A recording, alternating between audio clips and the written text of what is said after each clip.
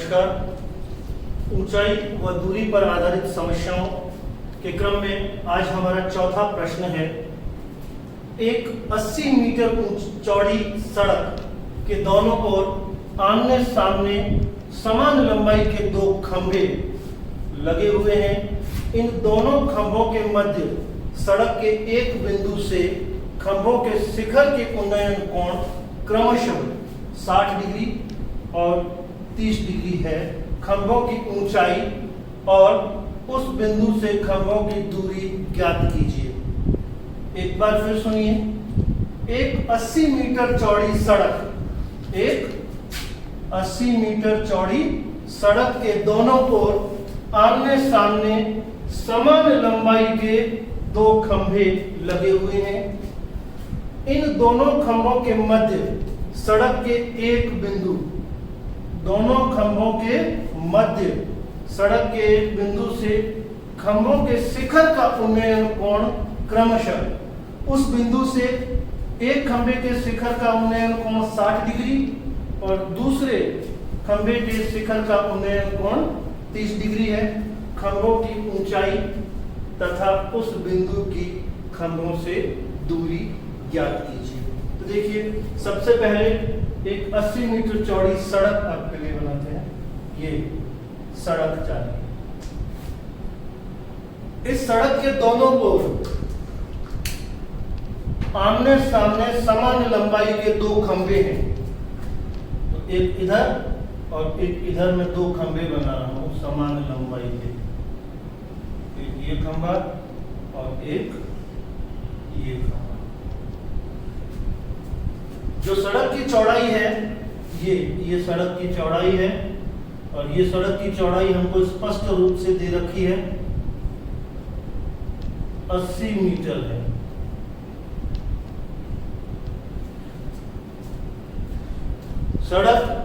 सड़क के दोनों तरफ दो समान लंबाई के खंभे, समान लंबाई के खंभे हैं। तो समान लंबाई के, इसकी लंबाई में मान लेता हूं x, इस खंभे की लंबाई भी हो जाएगी x।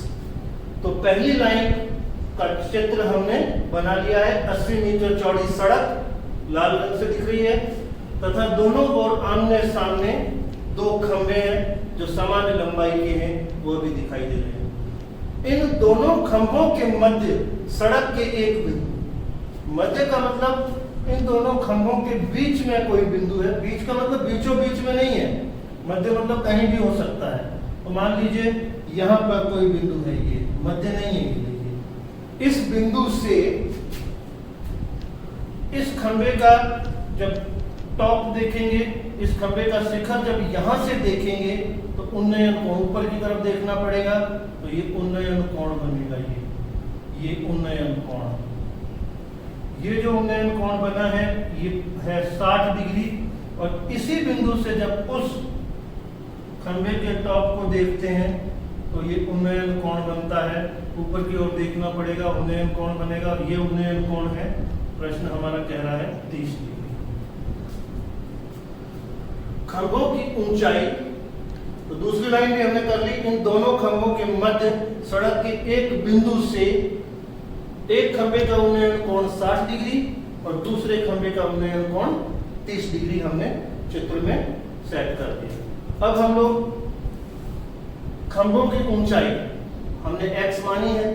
x आते ही हमारे पास खंभों की ऊंचाई आ जाएगी। उस बिंदु की खंभों से दूरी भी ज्ञात करनी है। तो ये बिंदु जो है खंभों से कितना दूर है, इस खंभे से कितना दूर है और इस खंभे से कितना दूर है, यह भी हमें ज्ञात करना है। तो मान लीजिए यह बिंदु इस खंभे से y दूरी पर है। ये दूरी हमने y ले ली।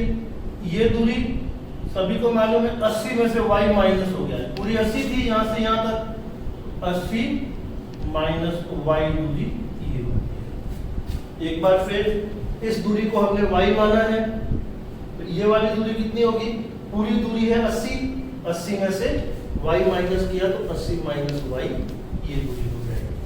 अब नाम दे देते हैं A, B, ये बिंदु C, ये D और ये यहाँ पर E। वही अब बिल्कुल सरल प्रश्न हो गया है। त्रिभुज ABC में आधार और लंब के बारे में, क्योंकि खंभे हैं तो बिल्कुल 90 डिग्री पर ही होंगे, तो समकोण त्रिभुज तो हमें मिल गए, उन्हें कोणों से हमें 30 डिग्री और 60 डिग्री भी मिल गया। अब जो त्रिभुज बने हैं उसमें आधार और लंब की बात है तो tan थीटा सूत्र ही लगेगा, tan थीटा बराबर लंब बटा आधार। दो बार मान रखते हैं तो ज्यादा बढ़िया रहता है। tan थीटा, थीटा कितना है त्रिभुज ABC में जो थीटा आ रहा है, त्रिभुज ABC में जो थीटा आ रहा है वो है 60 डिग्री, तो 60 डिग्री। त्रिभुज ABC में जो लंब आ रहा है वो AB, उसका नाम है AB। त्रिभुज ABC में जो आधार आ रहा है उसको हमने कहा है BC, नाम दिया है BC। या tan 60 डिग्री का मान होता है वर्गमूल 3 और AB का हमने मान दे दिया x, BC है y।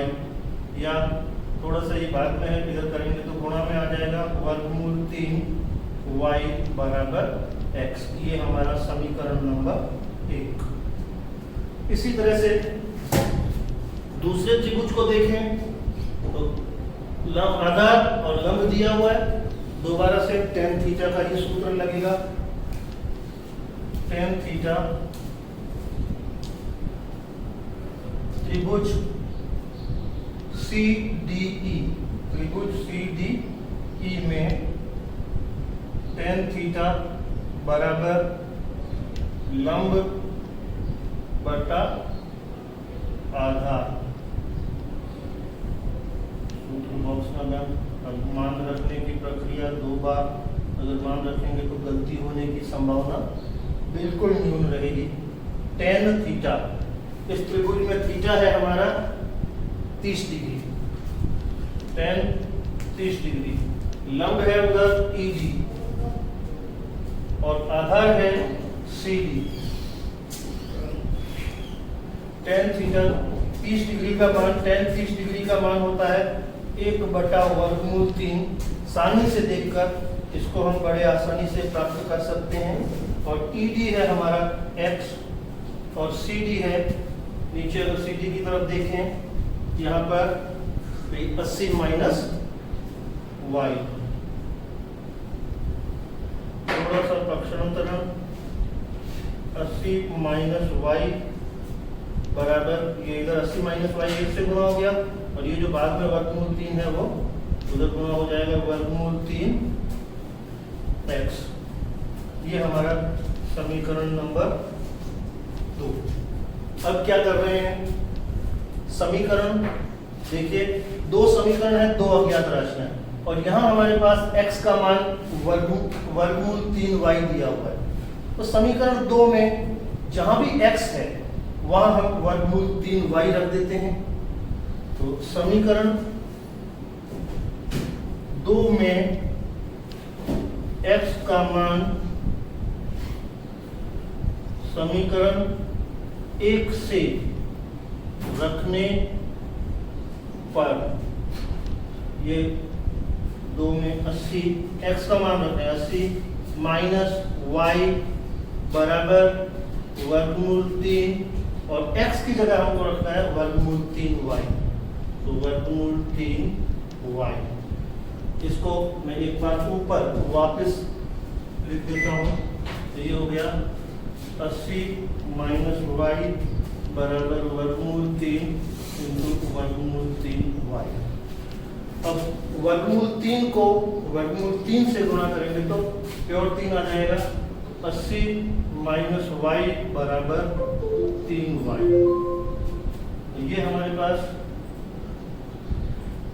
80 बराबर 3y plus y, minus y का पक्षांतरण किया तो प्लस y हो जाएगा। 80 बराबर 3y प्लस y 4y हो जाएगा और y बराबर 80/4 या y बराबर 20। 80 में 4 का भाग दिया तो 20 आ गया। y बराबर 20 का मतलब है कि इस बिंदु की पहले वाला जो पोल है बी वाला, इससे दूरी है 20 मीटर। अब हम इसकी यहां से दूरी तो कोई भी ज्ञात कर सकता है। 80 माइनस वाई की जगह 20 रखेंगे तो 60 हो जाएगी और कुल दूरी 600 हो जाएगी। लेकिन अभी हमें x का मान ज्ञात करना है, तो y का यह मान समीकरण 1 में रखने पर क्या आएगा, y की जगह हमें 20 रखना है। y की जगह 20 रखेंगे तो ये हो जाएगा वर्गमूल 3 y की जगह 20 बराबर y, सॉरी y की जगह 20 रखा है बराबर x। तो ये 20 को वर्गमूल 3 से गुणा करें तो क्या आएगा, वर्गमूल 3 का मान है हम जानते हैं 1.732 इंटू 20 बराबर x। 1.732 को 20 से गुणा करेंगे तो 34.64 आ जाएगा बराबर x। तो खंभों की ऊंचाई आ गई हमारे पास 34.64। अतः खंभों की ऊंचाई बराबर 34.64 मीटर और तथा बिंदु की एक खंभे से दूरी, एक खंभे से दूरी जो y है वो आ गई है हमारे पास 20 मीटर, 20 मीटर और बिंदु की